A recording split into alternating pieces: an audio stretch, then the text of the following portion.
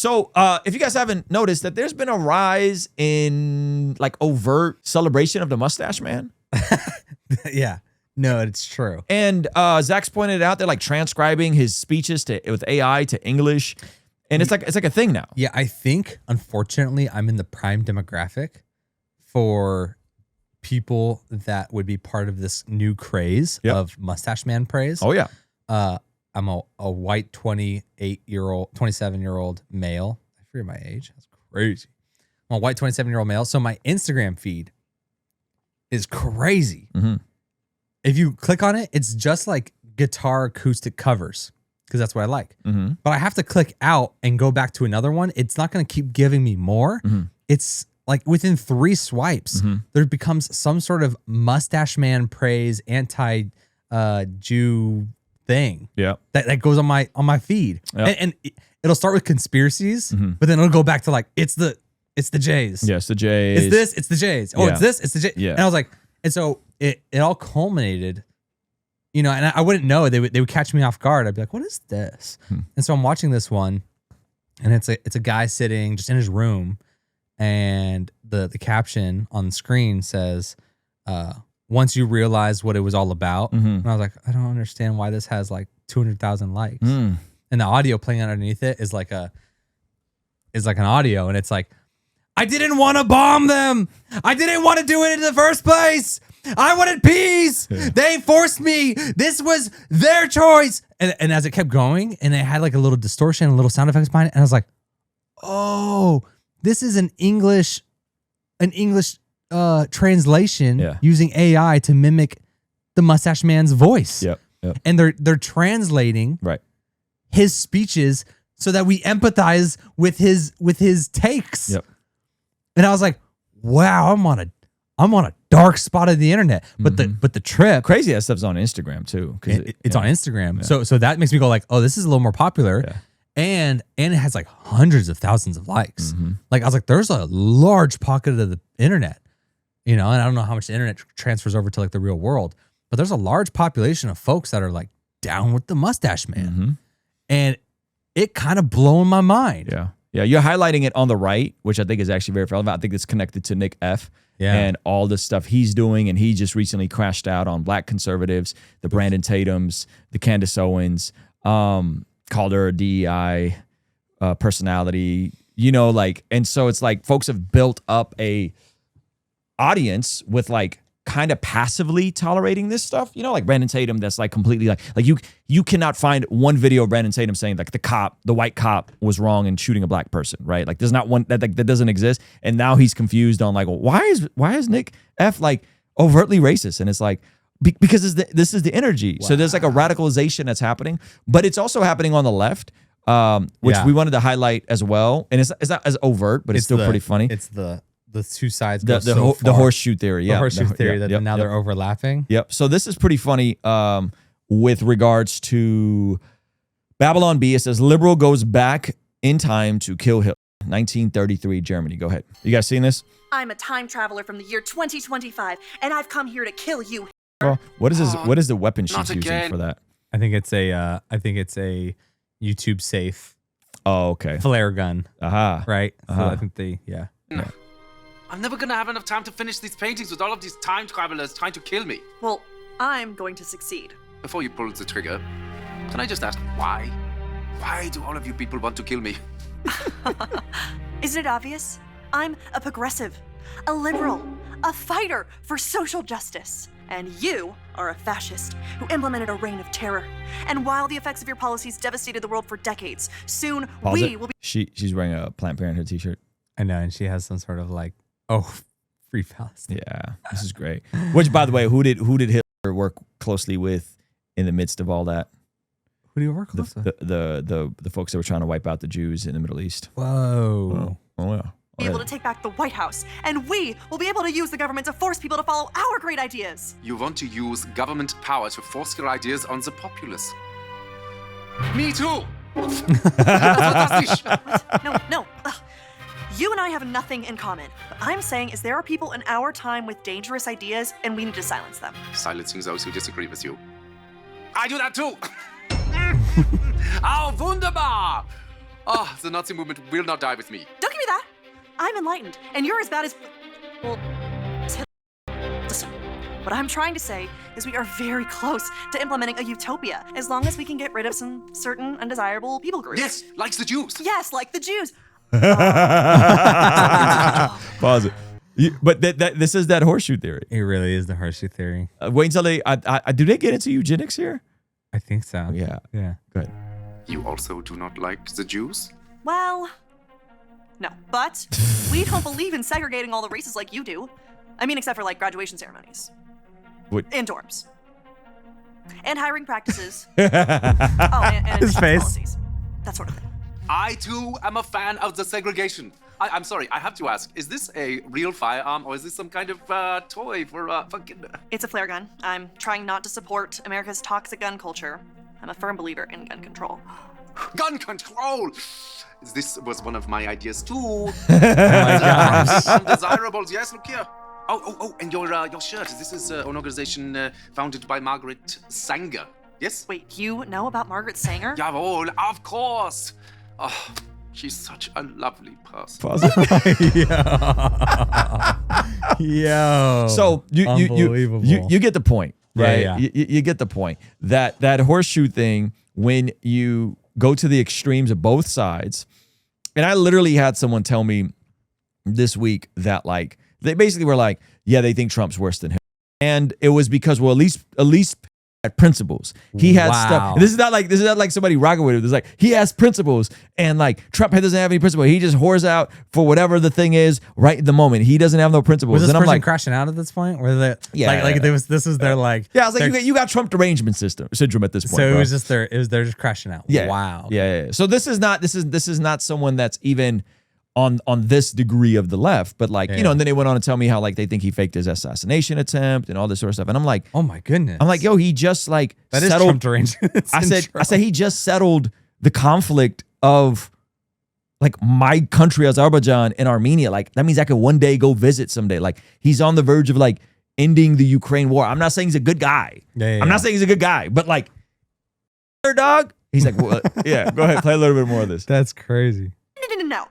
She's a fighter for reproductive rights, for women's empowerment, And the eradication of undesirable populations by means of eugenics. Brilliant lady, very inspiring. I must use some of her ideas in our socialized healthcare system. socialized healthcare. That's not your thing. That's our thing. Did you know that Nazi means National Socialist German Workers' Party? Nazi is just more catchy. Nazi. Just rolls off the tongue. No, this can't be true. This has to be some sort of mistake. We are nothing alike. You're Adolf Hitler, evil right-wing fascist dictator, and I'm a feminist restorative justice advocate. And a vegetarian. You're a vegetarian? Me too!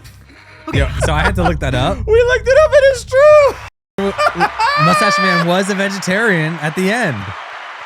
The last, like, through World War II, he was a vegetarian. Oh my goodness. So we're in a weird space. Now, what do I think the core of this is? I think people who are chronically online are so disillusioned with the status quo. They feel like they'll never get ahead. They feel like it's a wrap for them. They feel like society is too far gone. They feel like it's just too hard. Yeah. And when you feel that way, I understand why people feel that way. But when you feel that way and then you start believing that and you start reinforcing that, and then someone comes along on either extreme, the left or the right. Yeah. And you know what they tell you? Careful when people tell you this, because it comes from right. You know what they tell you? It's not your fault. The system is rigged against you. Of course you can't have a good life like your parents or your grandparents did, because they're out to get you. They are going to make sure that you never get ahead, because the rich just want to oppress you and keep you down, and the elites are right. By the way, you insert either side. Yeah. Insert either side. I was saying earlier, Nick F, same thing on the far right as Sean King, who became a Palestinian. It's the same exact narrative. It's literally the same thing being said. Oof. Same thing being said. And It's also it's an easy message. It's an easy message. It's low-hanging fruit. It's not your fault. Yes. You can watch me and I'll make you feel comfortable by telling you don't have to do anything. Right. You can just watch me and we'll have a good time. Yeah. It's low-hanging fruit. And so when someone tells you that and they say there's nothing you can do but keep consuming my content. Yeah. There's nothing you can do but keep watching me because it's cathartic. You have to keep watching this channel because to get the latest updates. To get the latest updates. To stay in the know because we're the only ones covering this. It is it's literally poison. And people, when they're isolated, when they're chronically online, when they're living in situations that they're not happy with, when they're in tough families, anyone's susceptible to this. And so this is a reevaluation of like what are you allowing in to your mind, to your psyche? What are you consuming? What are you marinating on? This is why Philippians tells us whatever is noble, whatever is true, whatever is praiseworthy, meditate on such things. Come on. Right? Meditate on such things. Because if you're just in a feedback loop, then it's a self-fulfilling prophecy. Which, by the way, I'm not saying that it's not hard, and I'm not saying that it's not difficult. And even if I were to concede every ism under the sun, yep. Autism. You're a white male that feels disenfranchised. You're a person of color who feels this and that. Even if I were to concede every ism, sexism, racism, fascism, all of them. Autism. The conclusion would still be the same. The application point would still be the same. Yeah. Don't consume yourself with trying to change a system you don't have any direct influence over. Change your system. Yeah. You can't change the system. Change your systems. Because while, yes, it's harder and the cost of living is going up and housing is whatever, 18x the average income in San Diego and all that, it's crazy. You can still control your system. The issue is that you have to be exceptional and an outlier while everyone else is wanting to be average and coast. In the 90s, being average got you a good life. That bell curve, you know the bell curve? You was in that bell curve, you was chilling. You get yourself a pension after working somewhere for 20 or 30 years, get buy a home, retire. In the 90s, it was great. That doesn't exist anymore. Oof. If you're average now, you're in for a rude awakening. It's going to be hard, right? And so, to me, yes, I understand that not everybody can be exceptional. But if you're a follower of Jesus, why can't you be exceptional? Why can't you be the outlier? Which beautifully segues us into godly ambition. Because you've been indoctrinated and told repeatedly, you can't do it, the system's rigged, you can't get ahead. And what you really need is a mind shift change and a framework to help you achieve the things that you feel like God's put on your heart to do. I'm not saying you're going to get rich overnight. I'm not saying everyone's going to be a millionaire and a billionaire. That's not what I'm saying. What I'm saying is you don't have to be like the majority of people. Yeah. You don't have to stay stuck like everybody else. So, yeah, I'm trying to sell you the book. Why? Because most of you guys need it. I've met you guys in person. There's an avatar. I smell you. And I know you because I know me, and I know me 20 years ago. I smell your breath. It's not like I smell your breath. No, I know me 20 years ago. I know me 10 years ago. I know my mindset 10 years ago. I know how easily these lies can take root and your entire worldview is distorted. You know? Someone said, you sound just like Nick F with a book. No, because I'm telling you, you can do it, Elliot. I'm telling you that you can change things, that you can be exceptional, that you can be above average, that you can work towards paying off your debt, saving money, developing useful skills, making sure that you have a way to add value to the world. I'm telling you, you can do it. Nick is telling you it's rigged. The hell with it. Yeah. It's them. It's they out there. The folks on the left. It's them out there. They're right. And you fill in the blank. Who's they? Well, it's the white people. Who's they? It's the folks. It's the Jews. Who's they? No, I'm telling you, you can do it. You can do it, but not doing the same thing you've been doing. Because if you're going to keep doing the same thing, you don't like your results, keep doing the same thing. So anyway, pre-order Godly Ambition, available September 9th. But if you pre-order it now, you get the first 4 chapters, audiobook and visual. You get the exclusive podcast with me and Jonathan Pokluda. You get the Ambition worksheet. You get 25% off the shop. So yeah, I think folks need some hope, and I think we've seen the hope implemented in this community. We've seen folks like Celeste, who's one of our mods, come to an event, get inspired, lose, I think she's lost like 50, 60 pounds, transform her entire life.